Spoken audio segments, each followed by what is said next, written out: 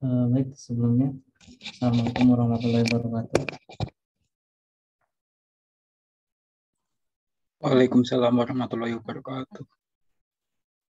Mungkin ini untuk dapat materi Patri. Jadi untuk program kali ini kita akan melakukan presentasi dari tugas yang kemarin kita selesaikan.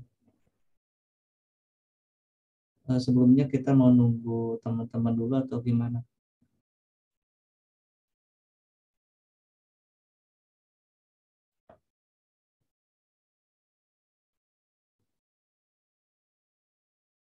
Atau mau langsung saja?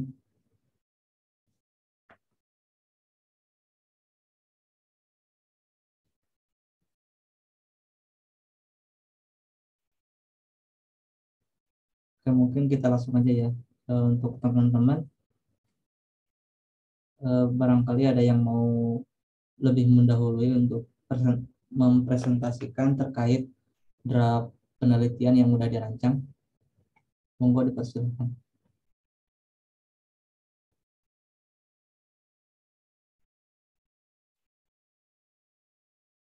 Mas Musonep barangkali.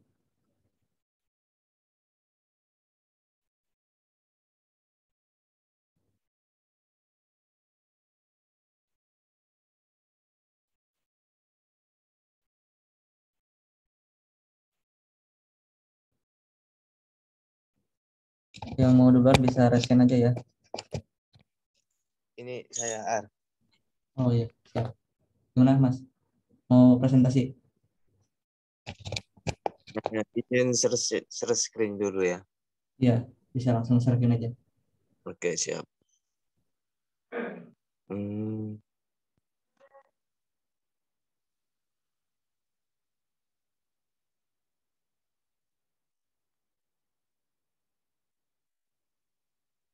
Share screen.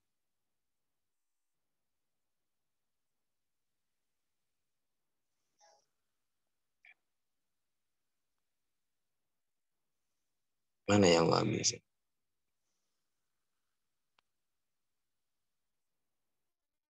Datang belum? Udah muncul. Oke, siap.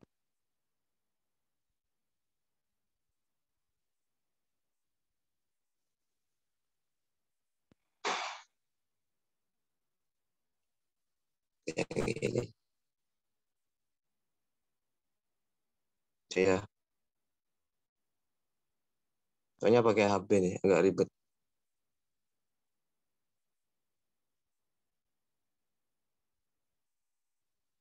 Lain.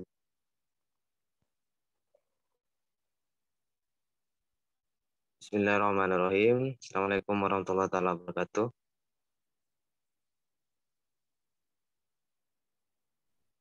Waalaikumsalam.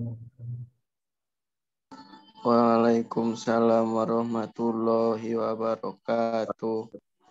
Waalaikumsalam warahmatullahi wabarakatuh.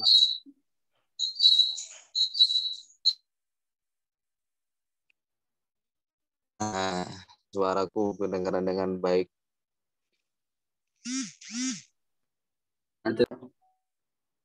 Atau malah kejang-kejang. Ya, sekarang bisa. Nah, untuk yang saya angkat pada draft penelitian saya itu kepuasan masyarakat terhadap aplikasi Peduli Lindungi. Yang mana pada draft penelitian ini ada empat poin terbelakang. Yang perumusan masalah, yang ketiga bahasan masalah, dan yang keempat materi dan metode penelitian. Latar belakang masalah, pada saat ini dunia tidak sering baik-baik saja. Manusia digegerkan oleh virus yang mana hal tersebut sangat mengancam kehidupan manusia. Coronavirus disease COVID atau COVID itu namanya yang muncul pada akhir tahun 2019 di kota Wuhan, Cina. COVID-19 ini sangat mematikan sehingga ketika manusia terpapar virus tersebut, kecil harapan untuk bisa bertahan hidup dikarenakan virus tersebut langsung menyerang pada sistem pernapasan manusia. Pada tahun 2020, COVID-19 menyebar ke semua negara yang ada di dunia termasuk pada negara Indonesia.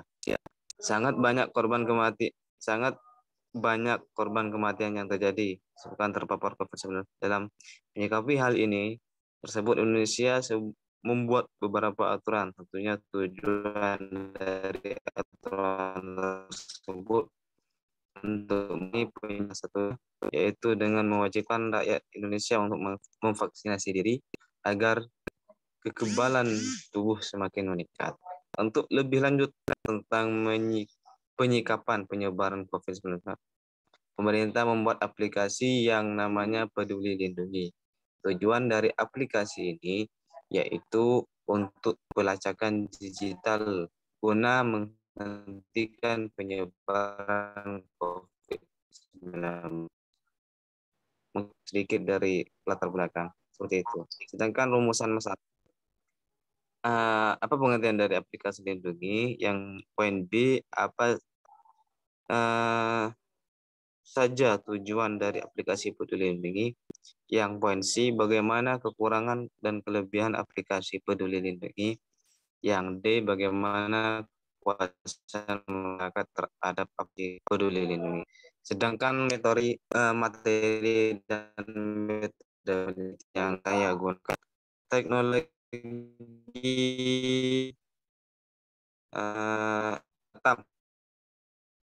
saya gunakan. Mungkin dari teman-teman ada yang mau ditanyakan, monggo.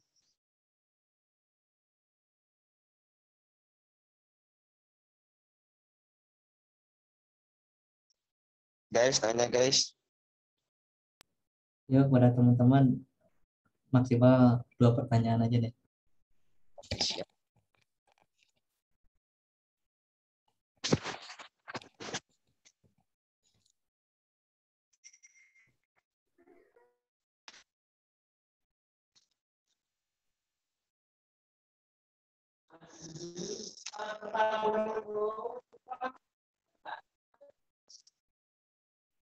Bagaimana?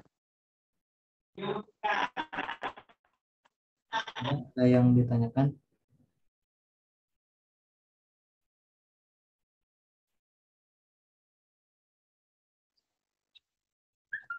Ini ya. Saya belum menjelaskan tentang metode datangnya. Gimana? Metode TAM adalah untuk menjelaskan penerimaan teknologi yang akan digunakan oleh pengguna teknologi. Itu terkait metode TAM.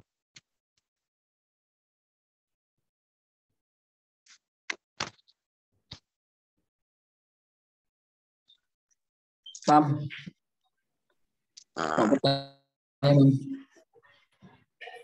Gimana? Coba dicudul, Mam.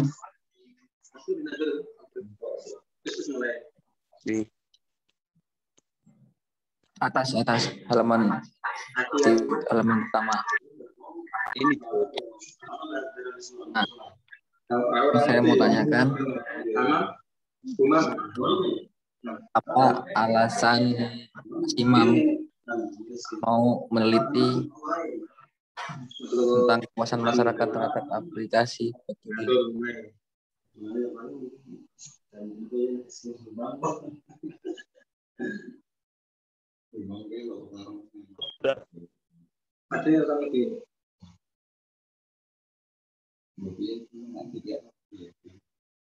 Semenjak ini kuliah kan sih awal ini kan nggak kuliah, dia lumayan rajin, dan kuliah tahun nabi jadi lumayan makin. Kita sering roll nggak ulah makin. Gimana? Bisa dilanjut? Hasil rollnya ini Siapa itu? Ini kedok. Aku dinasihati. Kamu di sini harus haji, harus pergi. Kamu Baik. Mikrofonnya Pak Wo itu Musik anu aku. Tadi mati. Tempat lekur ini sehingga. Aku jadi waktu pas ngambil terus dari aku dinasihatkan sama Islam banget aku. Tadi aku juga pertama sih. Maksudnya ini loh, aku di sini harus jelas. Padahal kami lulus lulusan kuliah. Iya. Ya ini nggak bisa. Iya. Gimana ya? Kalian gimana menurutmu? Ya gitu. Kalau tidak ada yang Pak Wo, mikrofon Pak. Iya namanya aku. Iya. Tapi ini apa dia diteruskan ya? ya, mungkin kalau tidak ada yang ditanyakan lagi, dilanjut aja ke yang lain. Enggak, saya tadi enggak jelas penjelasan yang fisik. Pak Wo tadi mikrofon masih on. Suara kamu putus-putus ya, Dir? Jaringan jelek, Ar. Oh, Itu Di chat aja ya. belum saya jawab. iya. Di chat aja pertanyaannya. Itu juga mikrofonnya Pak. Pak Wo. Oh, karena masih jelas. Ini memang masih kurang tak isu belum masih satra.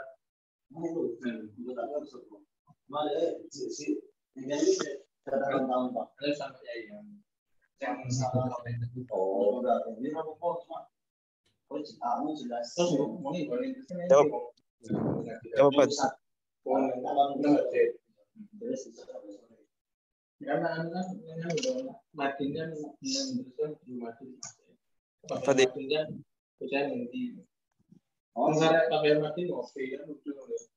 Jadi nanya, Dir, ayo enggak saat ngomong kan apa saya makin terus dimanfaatkan terus dikurangi ngaji Kenapa saya mengambil tema ini pasang masyarakat kasih peduli. Kita ketahui bersama pada saat ini ketika kita mau kemana-mana itu kemana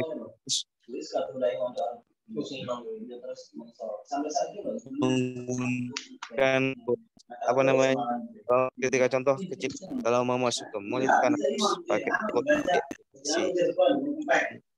nantinya untuk penggunanya ada di dalam aplikasi Hindu seperti itu.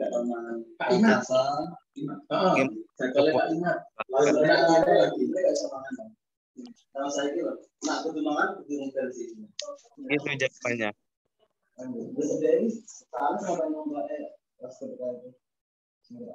ya gimana Mas Fadil?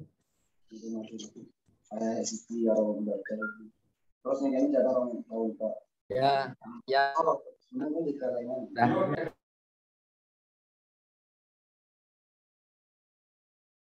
Gimana, Dil?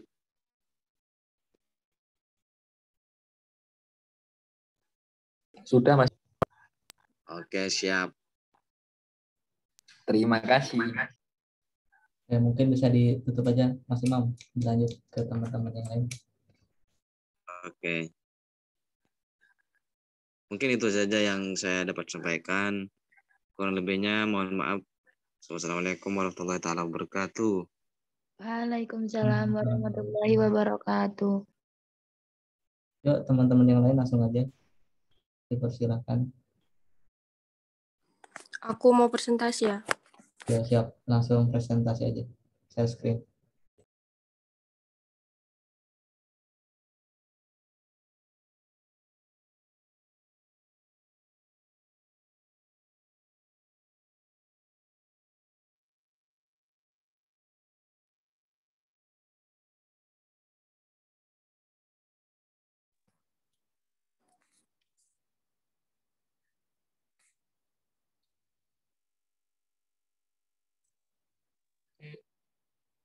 Udah masuk belum ini ya, share screen-nya? Udah ke share screen ya? Sudah.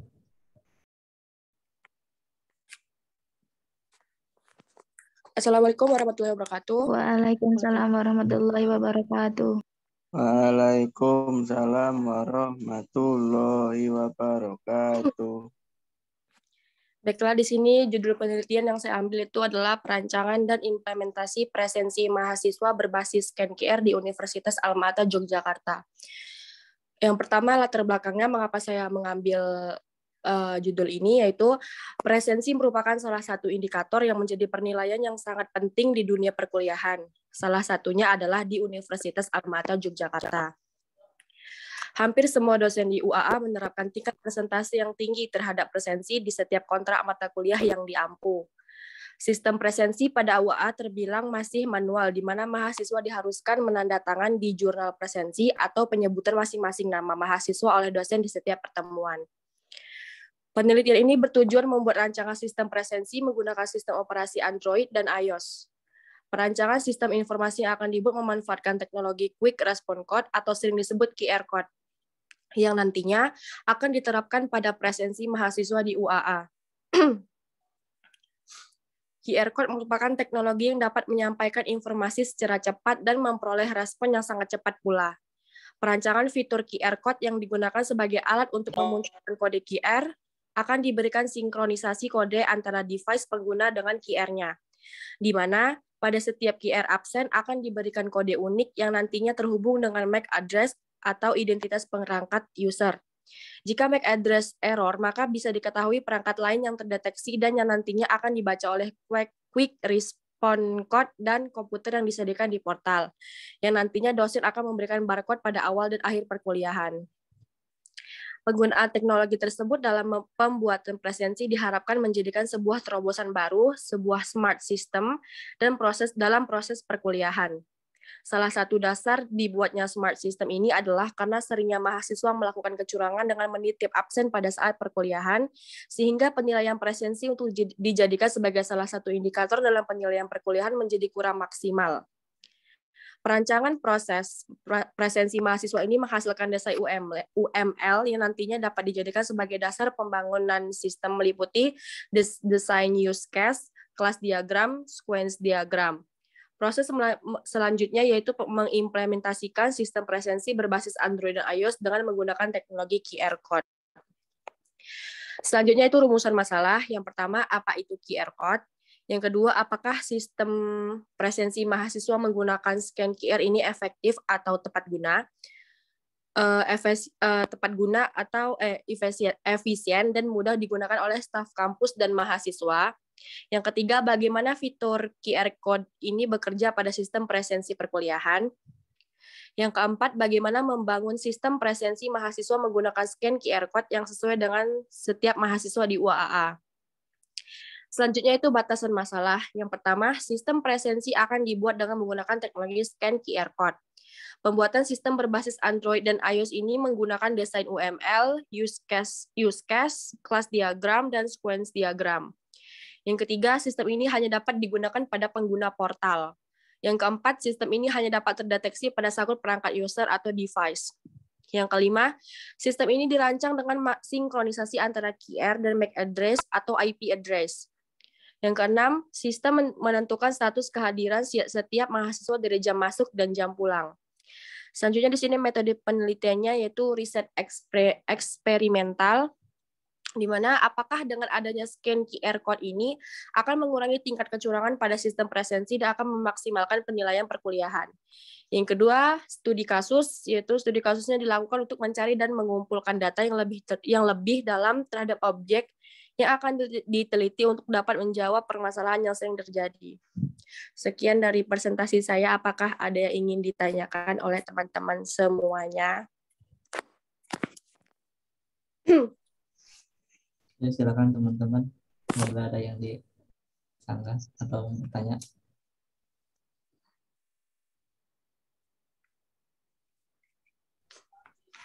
Mungkin dari saya nih, Pak Putri. Iya, Mas Adiana, silakan. Mau tanya terkait data kriteria yang dijadikan penelitiannya itu seperti apa ya? Data kriteria? Ya, kriteria data untuk nantinya dijadikan penelitian seperti apa? Apa aja maksudnya kriterianya? Ada nggak data-data kriterianya? Data gimana sih kurang paham? Masih kurang nangkep ya. Apa yang istilahnya itu? Data kriteria itu seperti apa? Ya, jadi nanti datanya itu sebagai bahan penelitiannya, datanya seperti apa gitu. Data. Itu sistem penelitiannya apa? Metodenya? Metodenya ini kan riset eksperimental. Nah, ya, itu. Nah, nanti kan ada datanya. Itu datanya itu seperti apa? Pastinya. Oke, bentar ya. Apakah kayak kuesioner atau gimana? Hmm,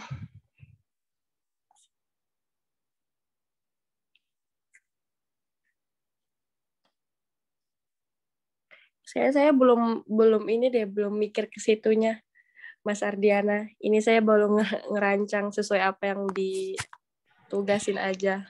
Saya masih belum ngerti juga tentang data kriteria seperti apa. Oh, ya. Siap. Ya, maaf ya Mas Ardiana. Ya, lanjut ya. Izin bertanya sebelumnya. Iya. Assalamualaikum warahmatullahi wabarakatuh. Mbak Putri, saya ingin bertanya kepada Anda terkait dengan penelitian Anda. Mungkin untuk pertanyaannya itu ada pemerolehan datanya nanti itu diambil secara langsung atau gimana? Itu yang saya ingin tanyakan. Oh, berarti pertanyaannya sama kayak Mas Ardiana ya? Bukan gitu. Kan ini kan ada di apa? Kalau nggak salah tuh di batasan masalah tuh kan udah ditentukan seperti kita mau ngambil datanya nanti itu secara langsung atau tidak gitu. Maksudnya atau seperti data dahulu gitu tahun yang kemarin atau yang sudah ada gitu atau baru mau ngerancang ngambil. Oh, ya. Oke. Terima kasih Mas Eko atas pertanyaannya. Kalau untuk memperoleh datanya ya saya ambil langsung ya, karena ini kan dia device, jadi nanti masing-masing device ini bakal barcode-nya bakal dikasih barcode unik yang nantinya bakal untuk biar bakal ini dia gimana ya, bakal jadi kayak satu-satunya perangkat itu. Jadi setiap nanti kalau presensi kan kita scan QR. Nah, nanti pas scan QR itu cuma device dia aja yang terdeteksi. Misal kalau ada device lain yang menggunakan mengatasnamakan nama dia, berarti itu error. Jadi datanya langsung diambil dari perangkat user. Oh, oke. Siap. Yang bertanya Mbak. Iya. Silakan Mas Jidan. Itu kan harus cuma pakai satu device, terus kalau ganti device gimana? Nanti kan itu nanti next apa itu tadi? Itunya kan ganti pasti. Gimana ya, Mbak? kan, ya, terima kasih Mas Jidan. Nanti kan sebelum scan QR ini bakal launching di portal UAA, nanti bakal ada arahan untuk pertemuan seperti Meet gitu, pertemuan nanti bakal satu-satu dikasih kode barcode-nya unik gitu kan, satu-satu perangkat. Nanti misalnya kalau ada yang ganti device, nanti bakal lapor ke staff atau yang staff portal ini, nanti bakal diganti lagi kode uniknya seperti itu. Karena kan nanti kan barcode ini kan ada di portal, disediakan di portal UAA. Jadi nanti setiap misalnya ada kecurangan nih, misalnya Mas Zidan nitip absen ke Mas Faisal gitu. Jadi otomatis portal bisa dibuka di HP Mas Faisal menggunakan email Mas Zidan. Nah, nanti pas Mas Faisal barcode presensi, otomatis nanti sistemnya bakal error karena perangkat usernya berbeda, device-nya gitu. Makanya dirancang khusus untuk di device-nya. Biar terdeteksi bahwa itu device-nya Mas Zidan. Karena udah dikasih kode unik setiap device. Seperti itu. Bisa dimengerti nggak Mas Zidan? Apa saya yang berbelit ya? Enggak, bisa dimengerti. Tapi apakah jika saya misal mengganti device saya akan efisien, saya harus meminta QR lagi kepada Iya, tentu saja kampus, harus meminta kan QR nanti lagi. ribet. Nggak ribet kan Apakah nanti itu efisien? otomatis device barcode device yang HP Mas Zidan yang lama itu bakal dihapus kan diganti dengan device yang baru seperti itu. Oke, terima kasih. Ya, terima kasih Mas Zidan. Ya, sama-sama. Ya, bisa ditutup aja Mbak Putri. Oh ya, baik teman-teman, terima kasih atas pertanyaannya. Maaf yang belum terjawab semuanya. Saya tutup. Wabillahi taufiq wal hidayah. Wassalamualaikum warahmatullahi wabarakatuh. Waalaikumsalam warahmatullahi wabarakatuh. Waalaikumsalam warahmatullahi wabarakatuh. Waalaikumsalam warahmatullahi wabarakatuh. Untuk selanjutnya, persilakan. Oh, mungkin bisa saya Mas Ardian izin. Oh ya, siap. Silakan Mas Eko.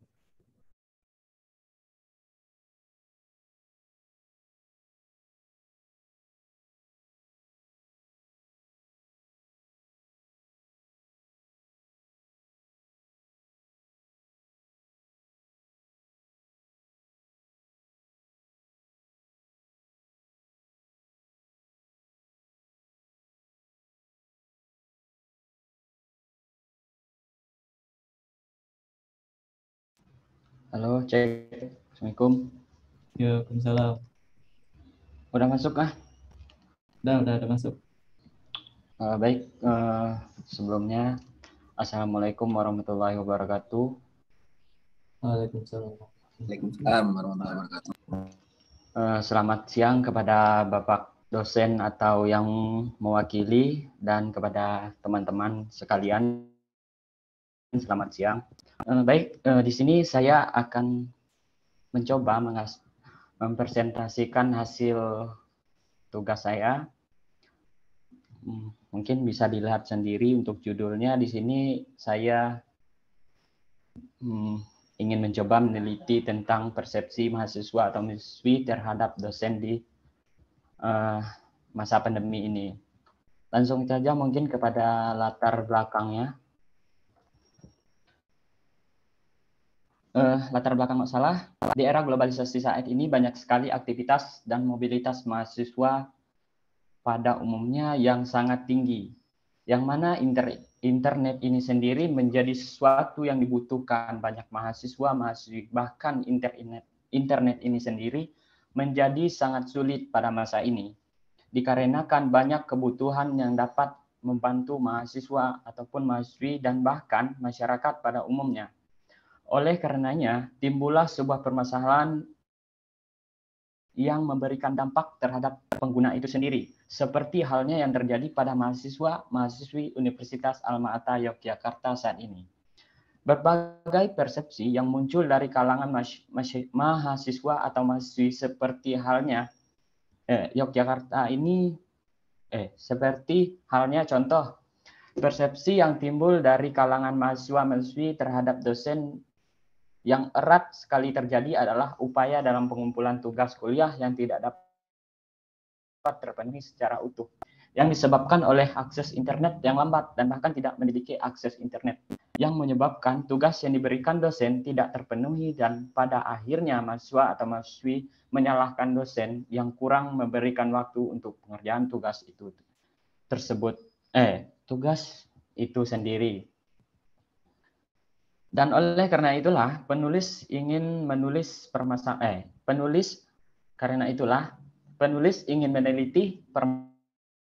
permasalahan apa yang hingga membuat mahasiswa atau mahasiswi menjadi terlambat dalam melakukan pengumpulan tugas, dan oleh karena itu jugalah penulis memberikan judul persepsi mahasiswa atau mahasiswi terhadap dosen di masa pandemi ini. Mungkin sekilas untuk latar belakang. Next, menuju ke rumusan masalah. Di sini ada 3 rumusan masalah. Yang pertama itu bagaimana cara mencegah terjadinya terlambat dalam pengumpulan tugas. Yang kedua itu apa yang menjadikan mahasiswa atau mahasiswi bisa mengumpulkan tugasnya tepat waktu. Yang ketiga itu bagaimana cara menghindari persepsi yang buruk terhadap dosen. Berikutnya batasan masalah. Untuk batasan masalah sendiri,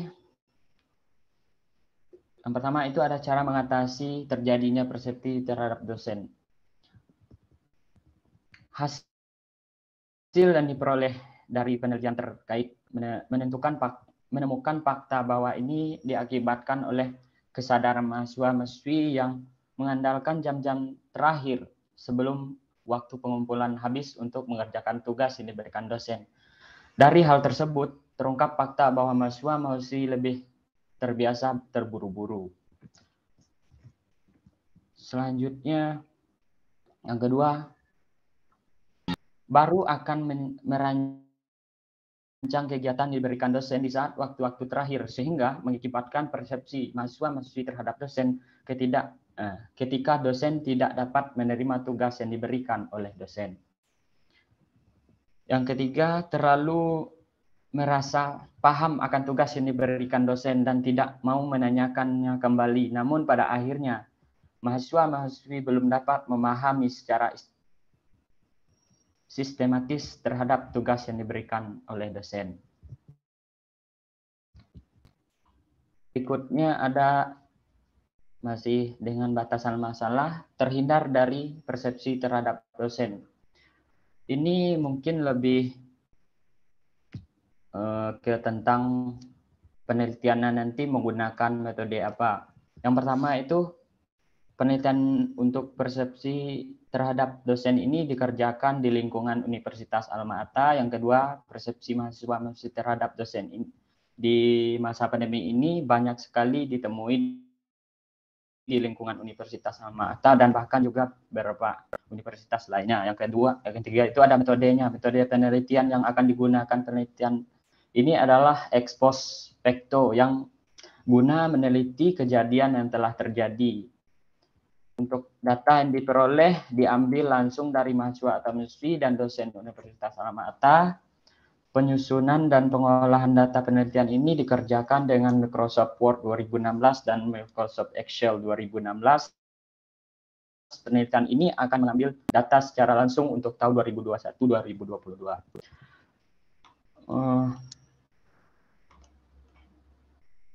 Mungkin segitu saja teman-teman penjelasan dari saya. Sekiranya ada yang ingin ditanyakan, mungkin kami persilahkan kepada teman-teman.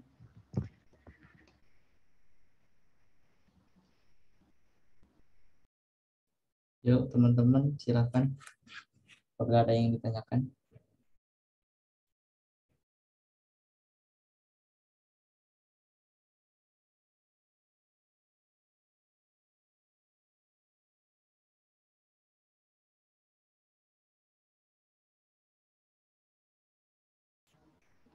Bagaimana teman-teman, kalau nggak ada yang ditanyakan, terima kasih. Kalau ada yang ditanyakan juga terima kasih. Mungkin saya aja Mas Eko tanya. Silakan Mas Ardian. Mungkin sama sih. Untuk datanya itu seperti apa? Apakah kuesioner yang diambil dari mahasiswa itu atau seperti apa Mas Eko? Bentuk pengambilan datanya? Mungkin ini kan baru rancangan ya Mas Ardian. Mungkin nantinya saya akan mengambil kemungkinan besar itu data melalui kuesioner seperti itu Mas Ardian.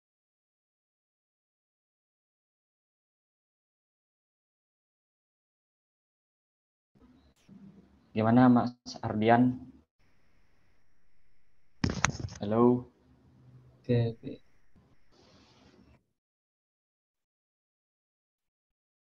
Dari yang lainnya ada nggak?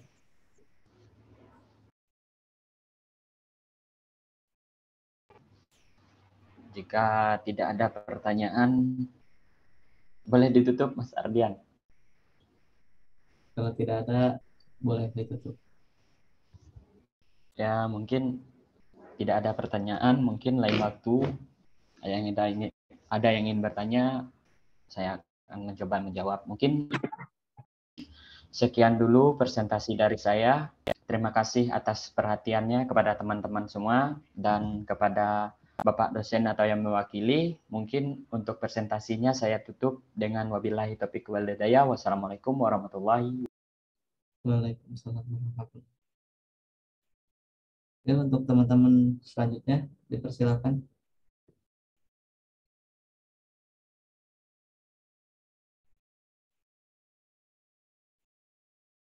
Dari Mas Musonep, barangkali Pak Rahma.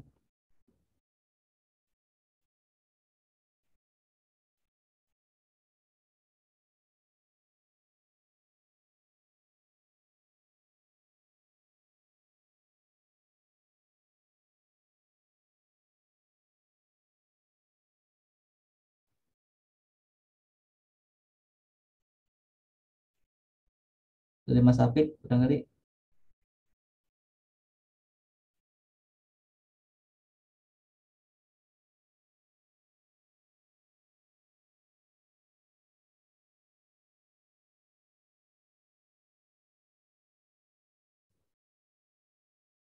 Atau dari Pak Wo.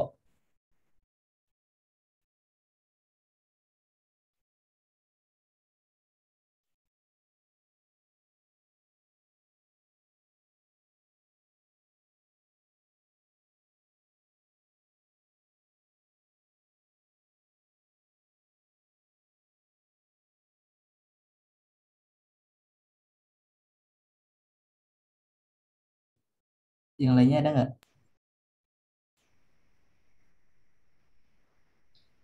Dari Mas Tio.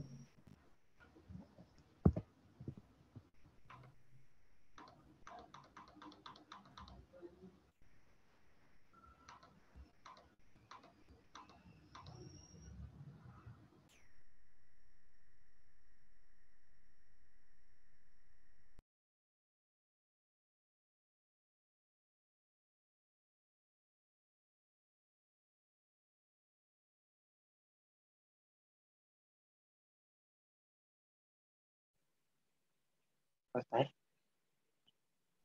Ya, yang lainnya. Selesai. Ya, masuk. Oke, presentasi. Masih. Ya, silakan. Share screen. Wih.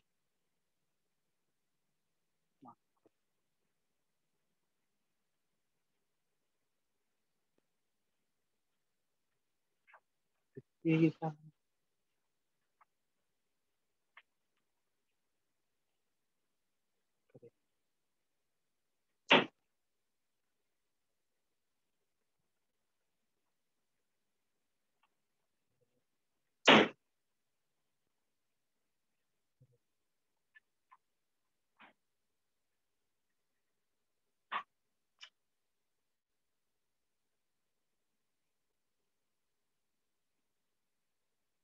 Sudah muncul ya? Sudah. Pak, muncul Pak. Ya. Oke, Assalamualaikum warahmatullahi wabarakatuh. Waalaikumsalam. Waalaikumsalam warahmatullahi wabarakatuh. HP baru nih. Ya, alhamdulillah. Jadi guys,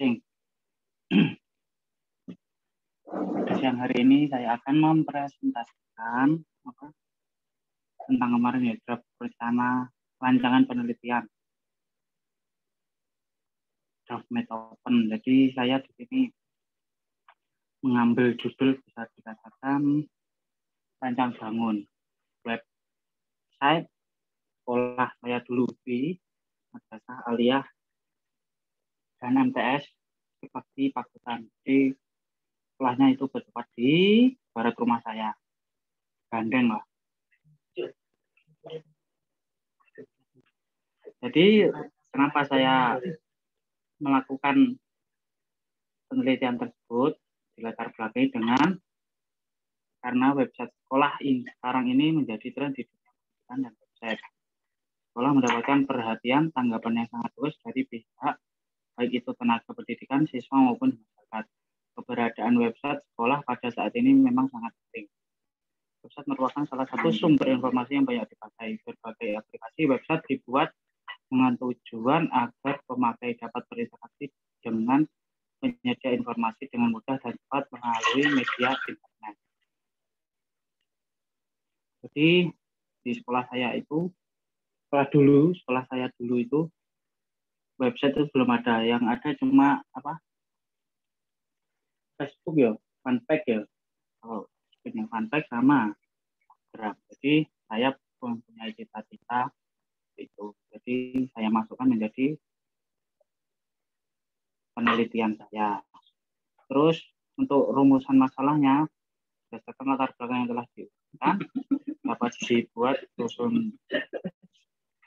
susunan itu kurang rumusan masalah, yaitu satu, bagaimana membangun suatu sistem berbasis website dengan konten yang komunikatif dan lengkap dalam penyampaian informasi mengenai suatu perusahaan atau instansi. Ini saya buat masih umum ini karena kemarin tak kirain belum pakai itu judul yang spesifik, jadi saya buat umum, secara umum. Untuk batasan masalahnya,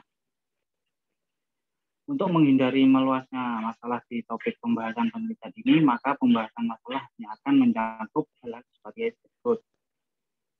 Website difokuskan pada penyampaian informasi umum seperti profil, pengumuman berita kemahasiswaan atau kesiswaan, galeri, dan info. Website dibangun dengan menggunakan bahasa pemrograman PHP dan database MySQL. Website ini hanya difokuskan pada tenaga pengajar, siswa, dan masyarakat umum. Jadi, terus judul penelitiannya seperti yang sudah saya sampaikan di awal, rancang bangun website sekolah TS SMA Tribakti. Ini saya buat secara umum. Terus jenis metode penelitian yang dipakai adalah penelitian kualitatif. Jadi mungkin nanti bisa meluas sih, nggak kualitatif juga. Ada kuannya. Itu.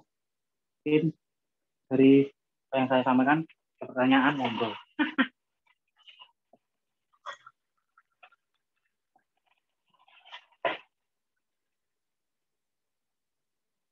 Tes. Yuk, udah teman-teman, apabila ada yang ditanyakan.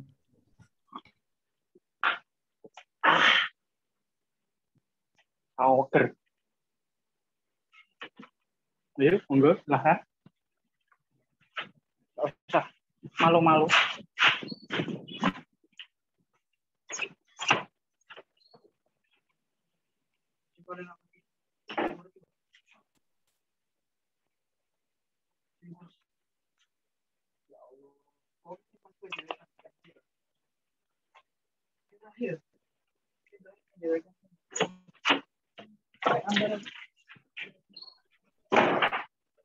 Ada yang ditanyakan nggak?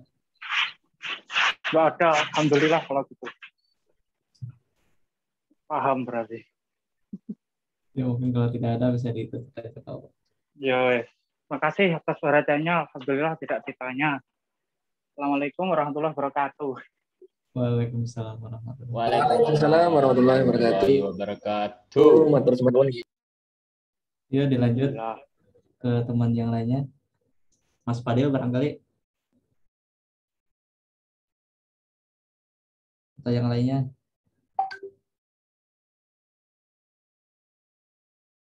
Sinyal nggak mendukung, maaf. Putus-putus suaranya.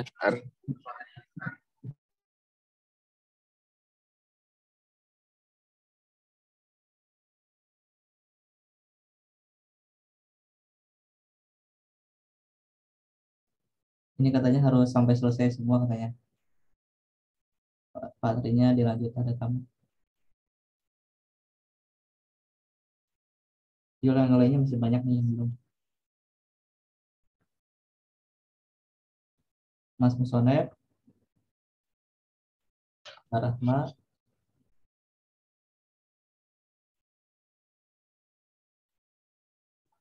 Oke deh, aku coba share screen ya.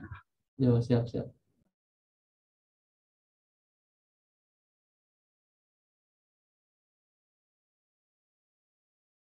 Udah tampil kan?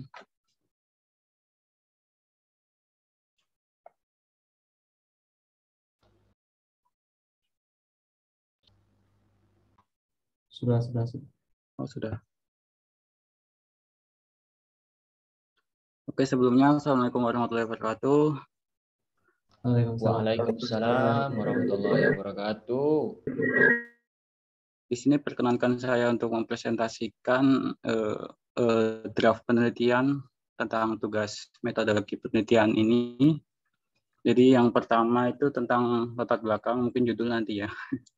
Latar belakang perkembangan teknologi informasi semakin pesat. Saat ini masyarakat dapat saling bertukar informasi tanpa dibatasi oleh waktu maupun tempat. Dimanapun dan kapanpun masyarakat pemakai teknologi tersebut dapat menyebarkan dan mendapatkan informasi dari orang lain. Tak terkecuali yang terjadi pada masyarakat Indonesia saat ini. Pengaruh teknologi informasi dan komunikasi telah merubah pola dan tatanan masyarakat Indonesia secara garis besar menjadi lebih maju dan berkembang. Namun, di samping kemajuan tersebut, muncul persoalan berupa jenis kejahatan baru, yaitu salah satunya adalah cybercrime. Jenis kejahatan ini tidak mengenal batas waktu maupun tempat. Menurut Parker Hamzah 193 halaman 18, cybercrime adalah suatu tindakan atau kejadian yang berkaitan dengan teknologi komputer, di mana seseorang mendapatkan keuntungan dengan merugikan pihak lain. Penipuan dengan memanfaatkan teknologi digital juga merupakan salah satu bentuk cybercrime. Kasus penipuan tersebut biasa terjadi menggunakan nomor handphone korban sebagai sasarannya. Korban akan dibuat lengah sehingga harta atau data diri milik korban dapat bocor ke penipu tersebut. Jika hal tersebut dibiarkan terjadi, tentunya keresahan masyarakat akan terus meningkat. Maka dari itu diperlukan suatu cara pengecekan nomor sehingga dapat diketahui apakah nomor yang sedang menghubungi kita memiliki riwayat pelaporan terkait kasus penipuan atau tidak. Dalam hal ini perlu dibangun sebuah website yang menampung laporan-laporan masyarakat terhadap nomor handphone yang dirasa mencurigakan, sehingga dapat menjadi bahan pertimbangan masyarakat dalam menanggapi penipuan dan dengan memanfaatkan teknologi digital ini. Yang kedua, rumusan masalah. Berdasarkan latar belakang yang telah diuraikan di atas, dapat dirumuskan permasalahan dalam penelitian ini adalah sebagai berikut. Bagaimana merancang website yang dapat sebagai sumber informasi masyarakat mengenai berbagai nomor handphone mencurigakan demi mengatasi kasus penipuan dengan memanfaatkan nomor handphone sebagai sasarannya. Untuk batasan masalah, yang pertama, merancang website yang mana menyediakan data nomor handphone yang diduga kerap digunakan sebagai media penipuan. Yang kedua, target website ini adalah masyarakat Indonesia yang mengandalkan nomor handphone sebagai media komunikasi seperti SMS atau WhatsApp. Berikutnya, untuk judul penelitian ini, perancangan website sebagai sarana masyarakat untuk mengetahui nomor handphone yang memiliki track record buruk. Metode penelitiannya observasi, wawancara, dan studi pustaka. Mungkin sekian yang dapat sampaikan. Ada yang mau ditanyakan?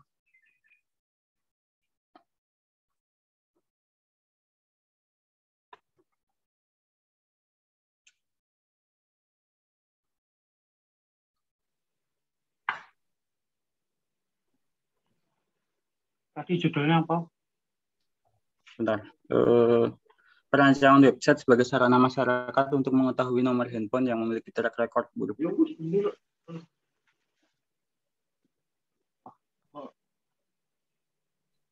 Jadi luas loh ini. Rancangan website sebagai sarana masyarakat untuk mengetahui nomor handphone yang memiliki track record buruk. Ya, cakupannya ya menurutku cukup luas, tapi sudah ada di batasan masalah ini. Jadi ya cuma terbatas nomor handphone aja sih yang ada di website tersebut. Jadi mungkin yang aku pikirin tuh websitenya tuh buat nampung riwayat. Ya jadi kalau ada pelaporan masyarakat misal dapat SMS atau dapat WA tentang yang mungkin mengarah ke penipuan, nanti masyarakat dapat melaporkannya ke website tersebut. Nah, nanti dikelola di website tersebut, ditampung. Nah, nantinya kalau kita misal kita mau melakukan transaksi dengan orang tertentu melalui nomor handphone tentunya, nah itu bisa dicek dulu nomor handphone orang tersebut melalui website tersebut. Kalau nggak ada riwayat buruk atau track record buruk, ya mungkin bisa jadi bahan pertimbangan buat melanjutkan transaksi tersebut. Seperti itu. Berarti ini kayak get kotak itu tapi versi lebih high gitu ya? Ya bisa jadi. Yang lain ada lagi yang mau ditanyakan? Ini agak ide dadakan sih, jadi mungkin ada banyak celah atau kekurangannya. Monggo silakan.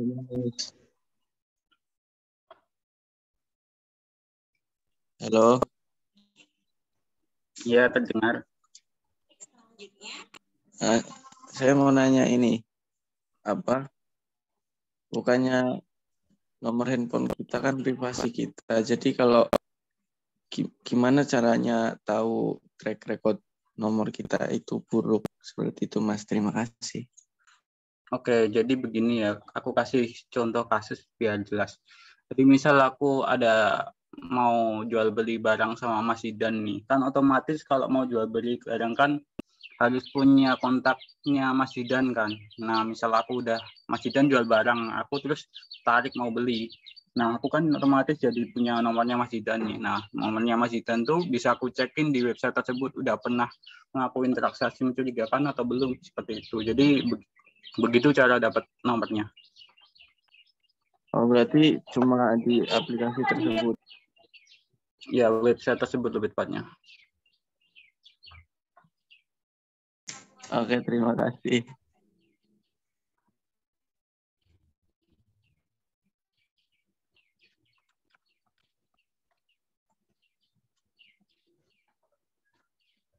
Monggo yang lain, saya silakan kalau ada yang mau tanya lagi.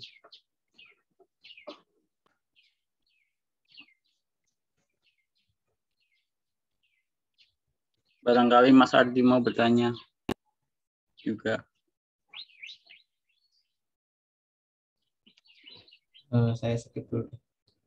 Yang lain dulu.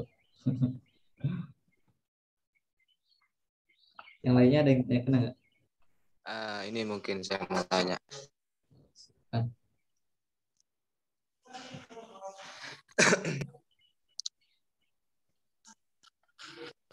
Bisa masuk ya? Bisa. Oke, itu di metode penelitian, coba. Ya.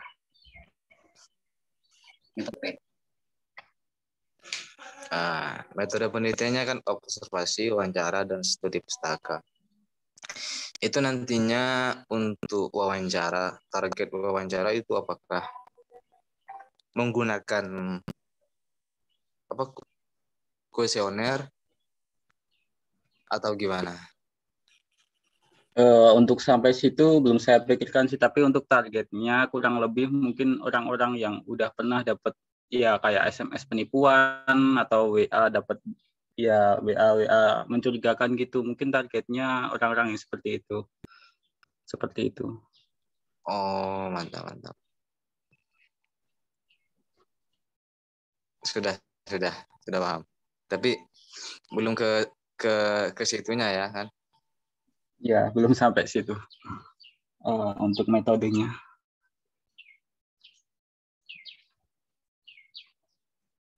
Mungkin ada lagi? Saya izin bertanya, Mas. Ya, Mas Akmal ya. Ya. Kan itu tadi kan salah satu fungsinya kan untuk melacak nomor orang lain, siapa sih dia.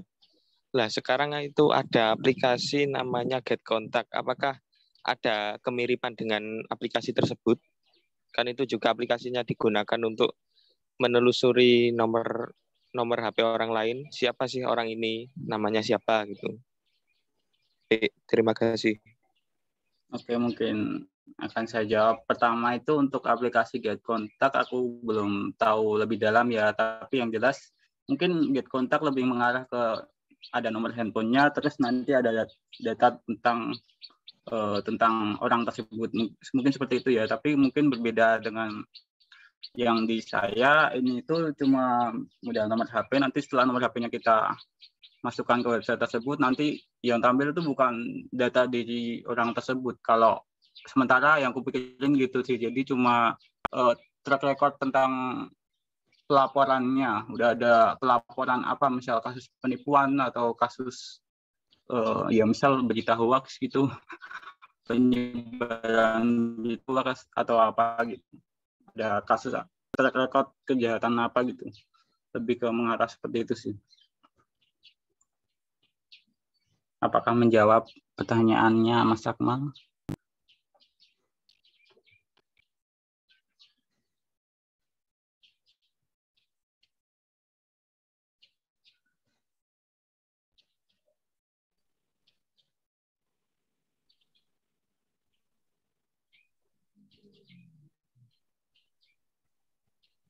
Jadi tadi kan nomornya itu dimasukkan ke website tersebut ya. Semisal ada nomornya si A dimasukkan ke website yang Anda buat itu, terus kemudian muncul jejak-jejaknya orang ini habis ngapain gitu, seperti itu. Enggak terlalu detail seperti itu. Cuma dalam lingkup transaksi ya bukan transaksi sih, tentang dalam lingkup pelaporan gitulah. Pernah dilaporin tentang apa sih gitu aja sih. Nggak sampai detail kasusnya kapan, jam berapa gitu, sama orang siapa gitu.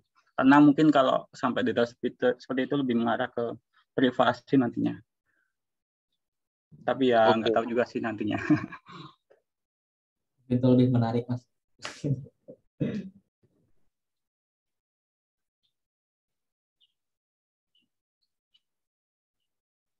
Oke, gimana, ada lagi yang mau ditanyain?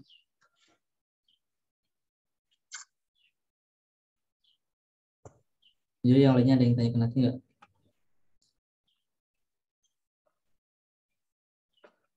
Kalau tidak ada mungkin ditutup aja, Mas. Nggak ada yang tanya ini. Kalau begitu aku tutup ya. Terima kasih telah berpartisipasi dalam presentasi ini. Wabillahi taufiq wal hidayah. Wassalamualaikum warahmatullahi wabarakatuh. Waalaikumsalam warahmatullahi wabarakatuh.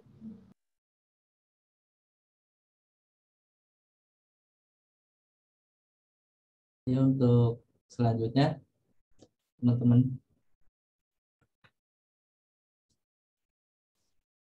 ini kalau bisa semua ya, hari kata pasti semua. Yo, Mas Robi. Bentar, tak buka dulu ya. Ini dari HP nggak apa-apa kan? Nggak apa-apa, asalkan jelas. Oke. Apa mau? Aku ya Pak HP mau. Yo. Assalamualaikum warahmatullahi wabarakatuh. Waalaikumsalam warahmatullahi wabarakatuh. Waalaikumsalam warahmatullahi wabarakatuh. Di sini ini adalah draft sementara penelitian saya mengenai OSINT Tools, yaitu sebuah alat untuk maaf Mas Robi, mendapatkan informasi tentang orang lain. Belum muncul. Oh, belum muncul ya. Oh ya, lupa belum tak share screen. Main gas aja.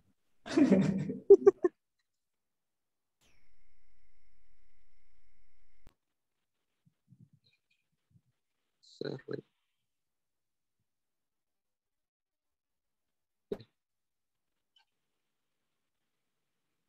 So,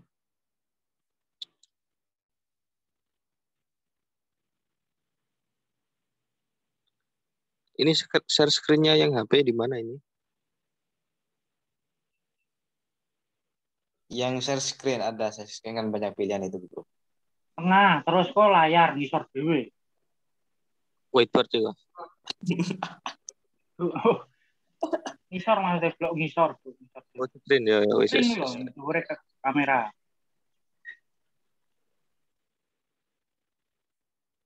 Screen.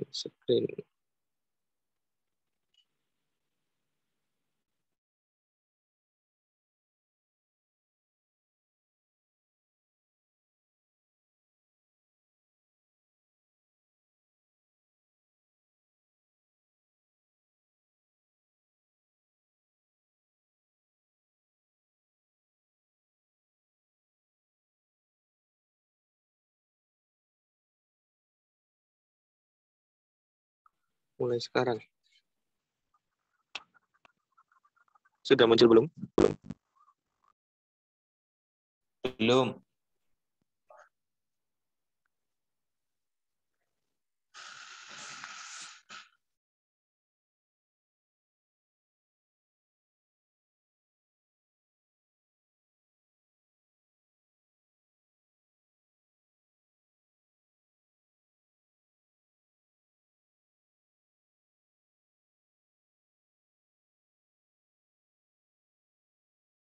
Kamu pilih yang mana, Mal?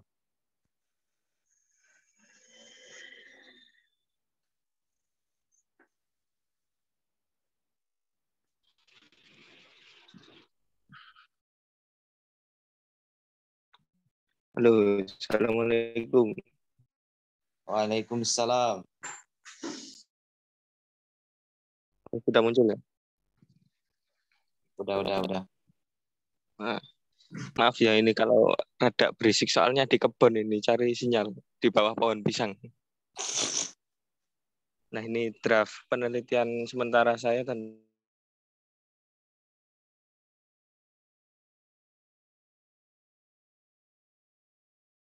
Osin Tools, yaitu sebuah alat untuk mencari informasi pribadi mengenai orang lain. Ya juga kalau sikap itu biasanya mencarinya dari sosmednya. Lah latar belakangnya itu pada awalnya saya sebelum alat itu tadi, itu saya suka mencari informasi tentang orang lain, terutama orang yang baru kontak dengan saya. Biasanya kan ada orang yang tiba-tiba ngechat kita dari WA, ya, orang yang nggak dikenal. Nah itu saya semakin penasaran, ini orang ini siapa sih? Apakah orang yang baik atau enggak gitu, buat meneliti, buat mengetahui itunya yang terutama. Nah kemudian untuk yang kedua itu untuk mengenal orang tersebut lebih dalam lagi. Jadi kayak kepribadiannya dan sikapnya, supaya kedepannya kalau komunikasi dengan orang tersebut itu bisa enak, nyaman, dan nggak ada rasa sungkan atau gimana.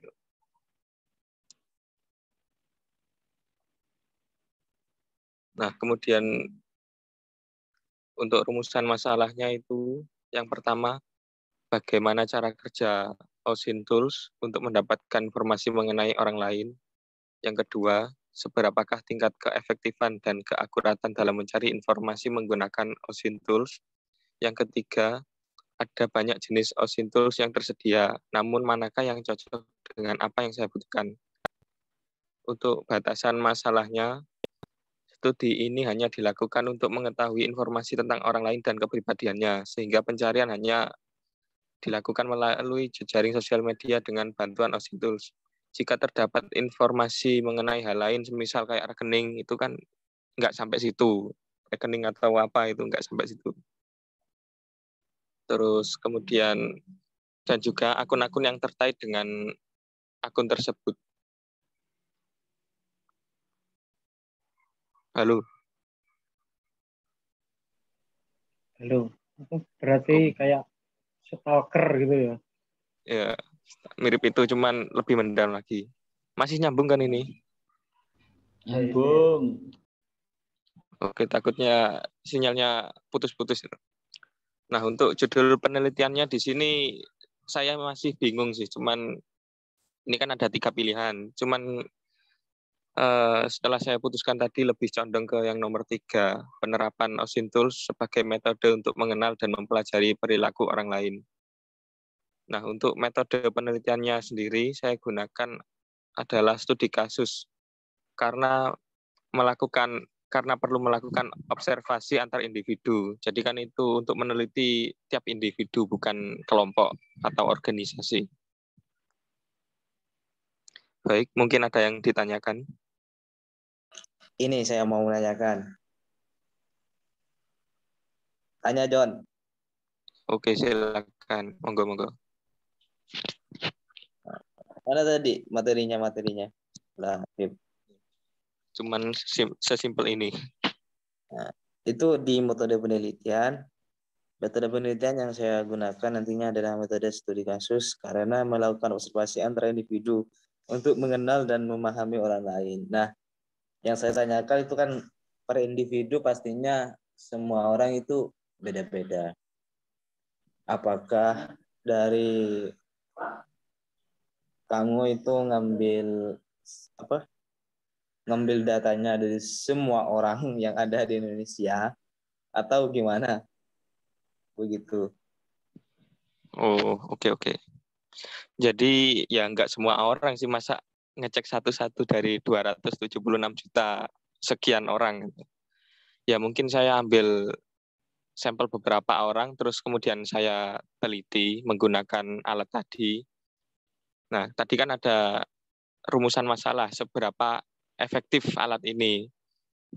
Kan biasanya ada yang semisal kayak Intel itu kan bisa nyari informasi tentang para pelaku kejahatan atau kriminal yang masih berkeliaran, kan biasanya dari bantuan itu juga.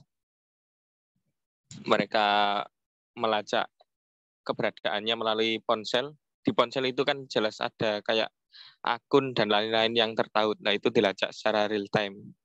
Nah, jadi mungkin untuk observasinya itu mungkin ada teman saya yang akan saya lakukan percobaan, cuman ya harus meminta izin dulu. Mungkin ada 4-7 orang mungkin.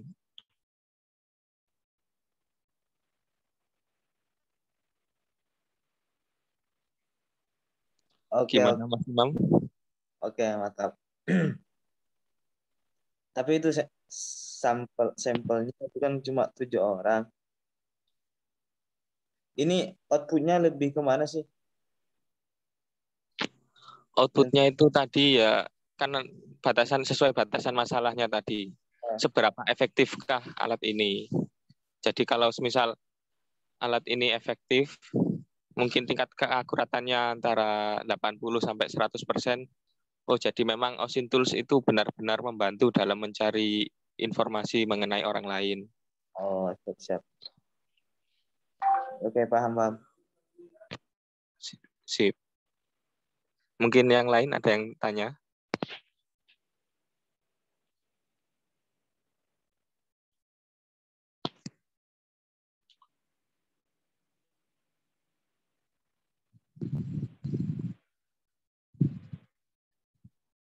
Mungkin aku mau bertanya.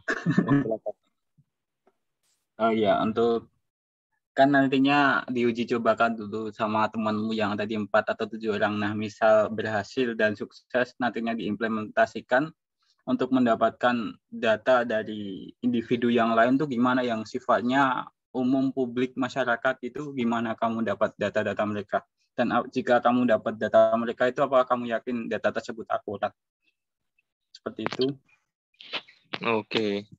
Nah, mungkin yang pertama itu yang saya lakukan adalah ya mencari mungkin dari Google, kan ada itu Google Docs untuk mencari lebih lanjut mengenai orang lain atau apa, kan bisa dari situ. Nah, kemudian saya coba tes di alat tadi. Jika nanti sesuai, maka kan saya cari kontaknya, terus kemudian saya hubungi orang yang tadi.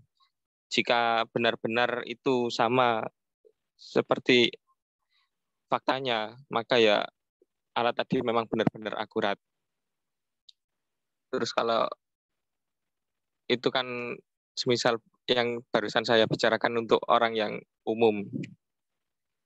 Kalau yang untuk teman tadi kan jelas sudah ada kontak-kontaknya, jadi tinggal nyari seperti apa informasi lebih lanjutnya.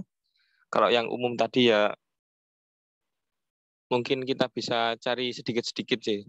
Mungkin dari sosmed atau dari Google Doc tadi. Seperti itu.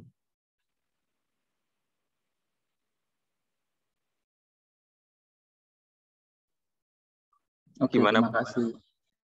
Oke. Yang lain gimana?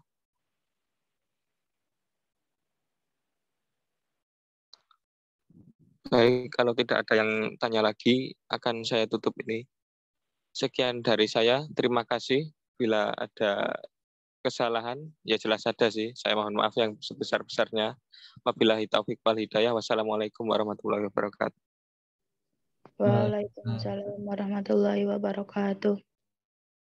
Oke, terima kasih Mas Rofi. Ya, selanjutnya ke teman yang lain. Ini nyampe jam berapa Mas Ardi? Ini nyampe jam 14.40. Oke, mungkin saya bisa mencoba share screen. Oke, silakan.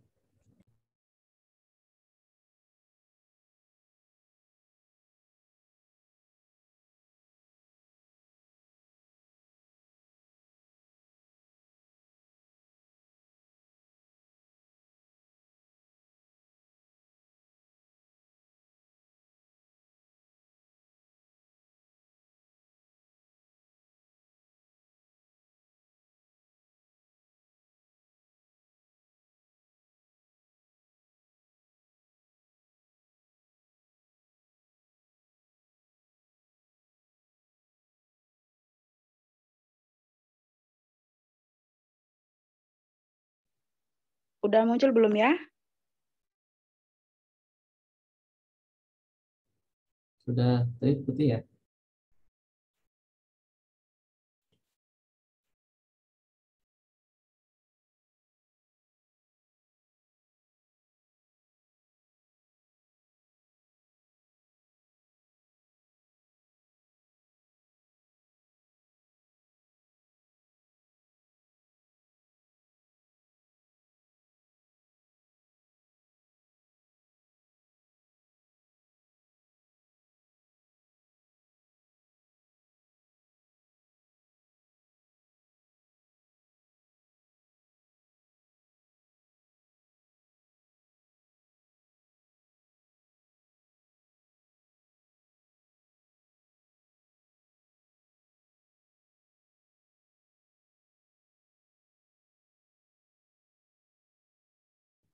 Kayaknya putih ya, Mbak Rahma.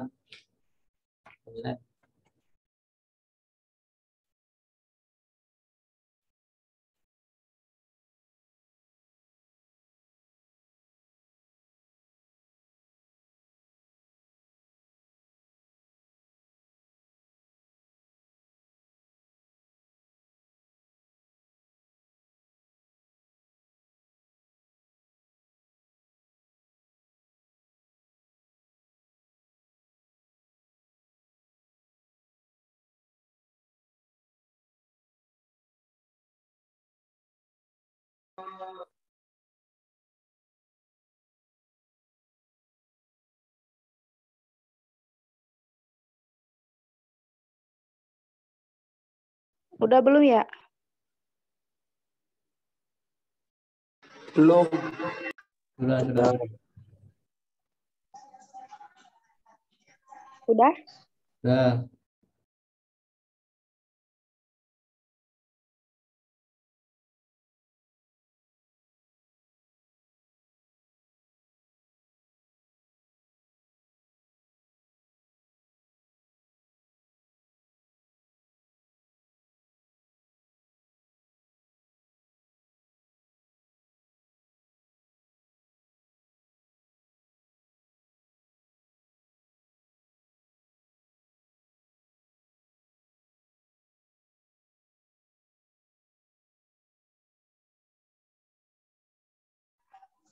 Punyamu di mute, nggak ada suaranya.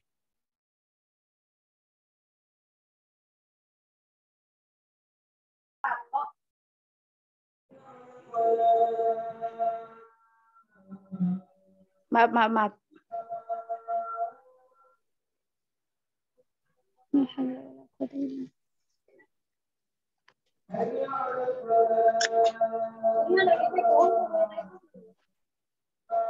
Ya, untuk latar belakang masalahnya adalah teknologi menjadi peran penting bagi kehidupan di era globalisasi seperti sekarang ini. Seiring waktu berjalan, teknologi pun mengalami pembaruan semakin canggih dan multiguna demi memudahkan setiap aktivitas manusia, sehingga kemudian mempengaruhi kegiatan pendidikan. Adanya COVID-19 ini dan diadakannya pembatasan aktivitas berkerumun di setiap daerah di Indonesia menjadikan teknologi berperan sangat penting untuk tetap saling berinteraksi walau itu secara online atau tatap maya. Dengan diberlakukannya sistem daring, banyak sekali keluhan dari siswa, guru maupun orang tua seperti tidak adanya perangkat, jaringan kurang stabil, belajar yang kurang efektif, materi yang kurang bisa dipahami, dan lain-lain. Hal semacam itu yang terjadi pada penerapan sistem daring pada kegiatan belajar mengajar. Namun di sisi lain, pemerintah pun tidak tinggal diam. Pemerintah memberi keringanan seperti bantuan kuota pelajar. Dari penerapan sistem daring ini, banyak sekali penyalahgunaan smartphone pada siswa. Seperti kita tidak tahu banyak sekali sosial media maupun aplikasi game dan hiburan lainnya yang bisa diakses karena kurangnya pengawasan orang tua. Waktu yang seharusnya digunakan untuk mengerjakan tugas yang diberikan guru atau ikut serta dalam kelas online disalahgunakan untuk dan menimbulkan kemalasan. Jebule nang nggon jero kono gak apa-apa blas. Nek bilale krungu. Ima ame belas sih. Lah ya maksudnya macam ini lah belas sih. Ma bisa di dulu. Untuk rumusan masalah, yang pertama adalah mengapa pembelajaran sistem daring kurang efektif. Yang kedua, bagaimana agar pelajaran dapat agar pelajar dapat memahami materi dan memanage dalam penggunaan gadget.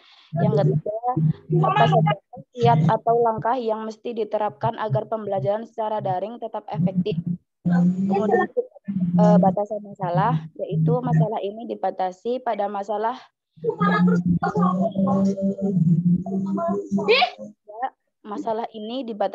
masalah manajemen dan penggunaan gadget. Terus untuk metode atau jenis penelitiannya adalah metode penelitian yang digunakan dalam penelitian ini menggunakan metode penelitian kualitatif studi kasus yang bertujuan untuk mempelajari bagaimana suatu kejadian bisa terjadi secara sistematis dalam waktu yang cukup lama. Dari saya, apabila ada diskusi, dipersilahkan.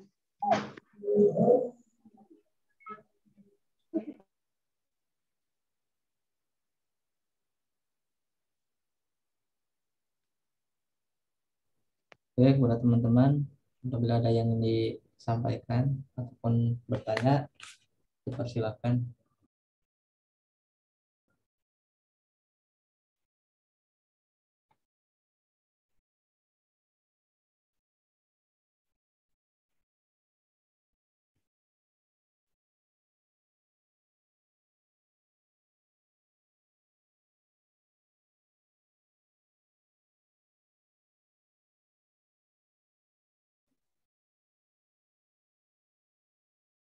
Mungkin ini aku mau tanya, nantinya itu untuk output penelitiannya itu seperti apa ya, Mbak Milan?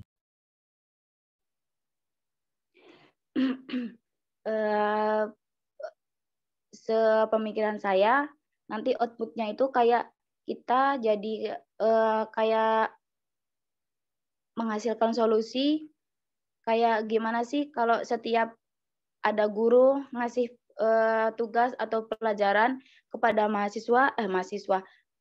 kepada siswa-siswi sekolah dasar gitu, itu sesuai dengan jadwalnya gitu. Kadang kan kalau dikasihnya di hari apa, terus udah ada deadline-nya, tetapi tugas tersebut belum dikerjakan atau keterlambatan dalam pengumpulan seperti itu kan jadinya kayak pasti kayak siswa tersebut tuh kayak tertinggal gitu loh Mas, gitu sih.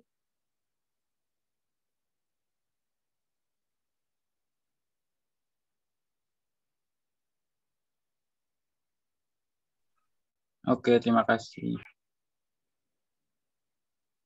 Sama-sama.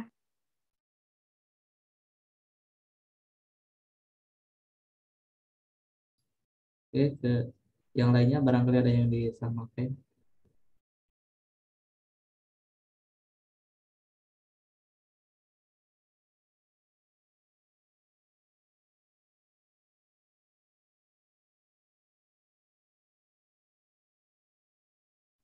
Apabila tidak ada, mungkin ditutup aja Mbak Milan. Oke, sekian dari saya. Apabila ada kesalahan, mohon maaf. Terima kasih. Wassalamualaikum warahmatullahi wabarakatuh. Waalaikumsalam warahmatullahi wabarakatuh. Oke, terima kasih Mbak Milan.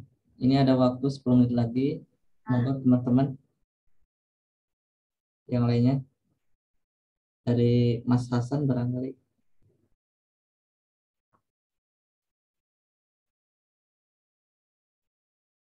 Atau yang lainnya. Ada waktu 9 menit lagi.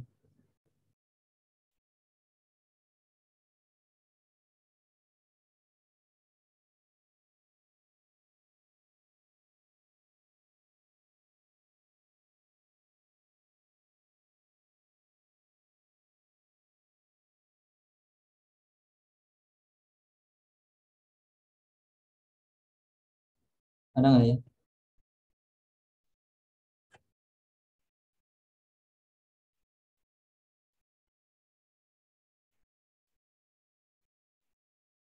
Oke, mungkin kalau tidak ada dari saya aja deh. Saya akan share screen ya.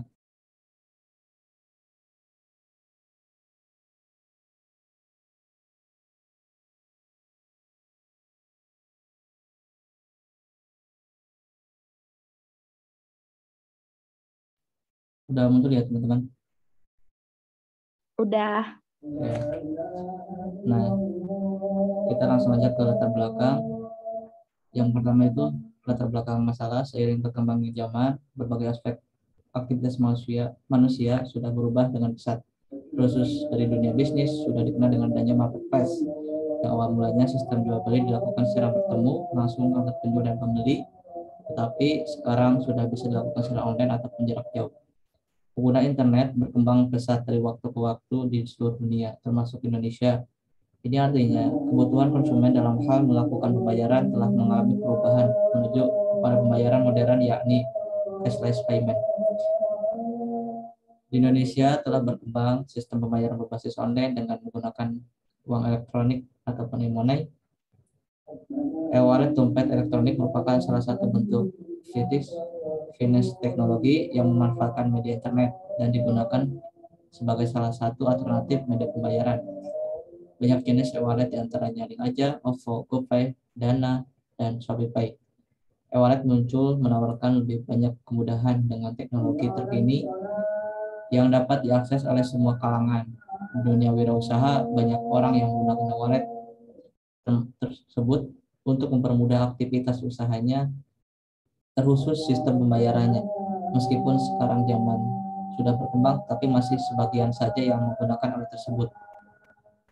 Untuk rumusan masalahnya itu, berdasarkan latar belakang di atas, dapat dirumuskan masalah adalah bagaimana cara untuk mensosialisasikan dan menganalisis penggunaan e-wallet di kalangan masyarakat supaya bisa digunakan dengan baik sehingga dapat mempermudah berbagai keperluan.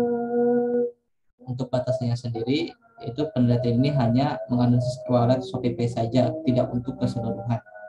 Judul penelitiannya, analisis terhadap penggunaan e-wallet ShopeePay di kalangan masyarakat. Untuk metode penelitiannya itu TAM, teknologi acceptance model. Nah, ini teknologinya itu nanti menggunakan kuesioner. Oke, mungkin itu dari saya penyampaian, barangkali ada yang ingin dipertanyakan ataupun masukan.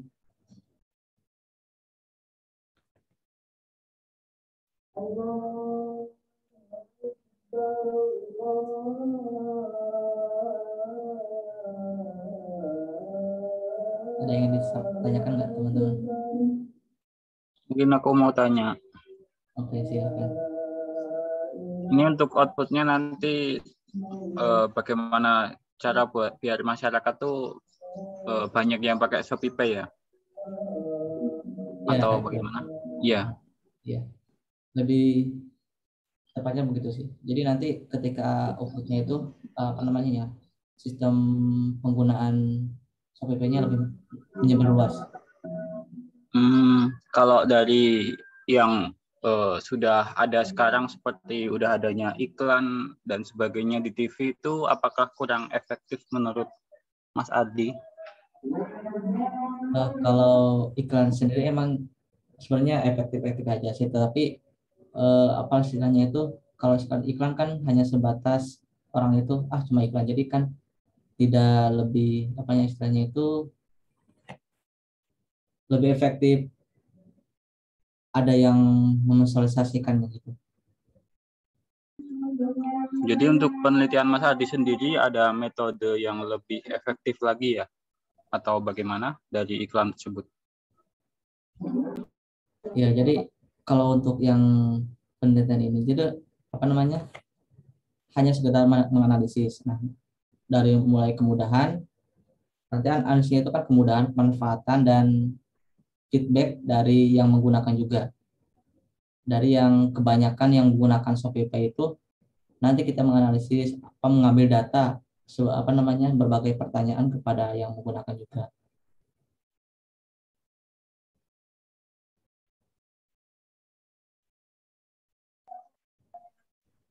Oke, terima kasih. Oke. Saya mau bertanya, Mas. Ya, silakan. Ini kan e-wallet sama aja uang digital kan ya. Ya. Terus ini dampak dari penggunaan uang digital terhadap bank konvensional itu gimana, Mas? Terima kasih. Dampak ya. Nah, jadi mungkin kalau untuk terkait dampak itu sebenarnya penelitian ini tidak lebih mengarah ke situ. Tetapi dalam penelitian ini, jadi ini kan di latar belakang ada penjelasan terkait penggunaan, saya kan lebih mengkhususkan di dalam dunia bisnis. Nah, jadi untuk penelitian ini nanti khususnya itu kayak orang-orang yang penjualan. Jadi nanti itu sistem pembayaran yang dilakukan penjual dan pembelinya itu bisa dilakukan menggunakan e-wallet ini gitu. Jadi hanya untuk mempermudah. Jadi tidak tidak masuk ke dampak, tidak lebih menyeluruh ke dampak bank konvensional gitu.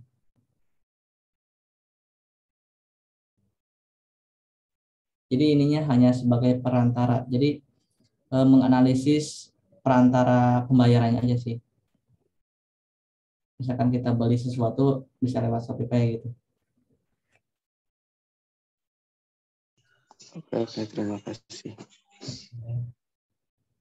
Yang lainnya ada nggak?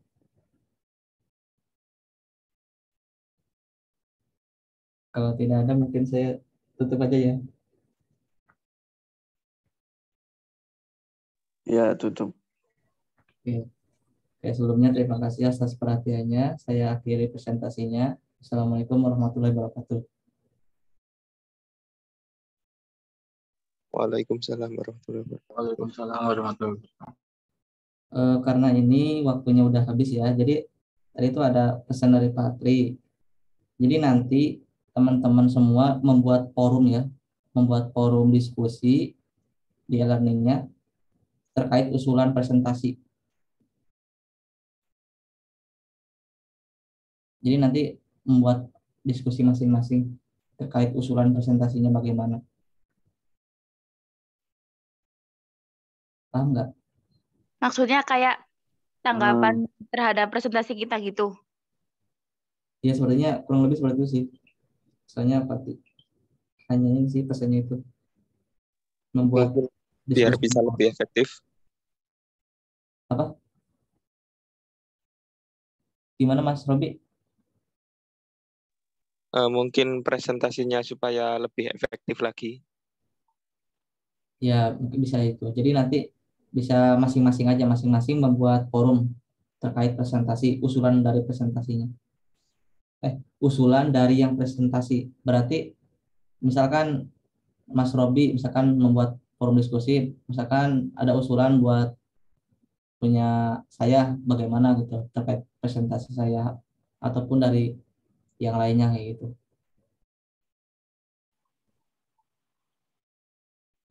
Istilah itu membuat tanggapan. Paham nggak? Jadi di dalam forum tadi harus ada pendapat dari tiap mahasiswa gitu ya. Nah ya kayak itu.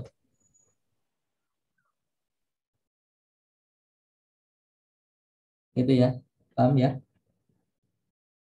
Oke. Mungkin kalau tidak ada yang ditanyakan lagi, saya akhiri presentasi pada pertemuan kali ini mewakili Pak Tri. Sebelumnya terima kasih pada teman-teman yang sudah melakukan presentasi. Saya akhiri. Wassalamualaikum warahmatullahi wabarakatuh. Waalaikumsalam. Waalaikumsalam warahmatullahi wabarakatuh.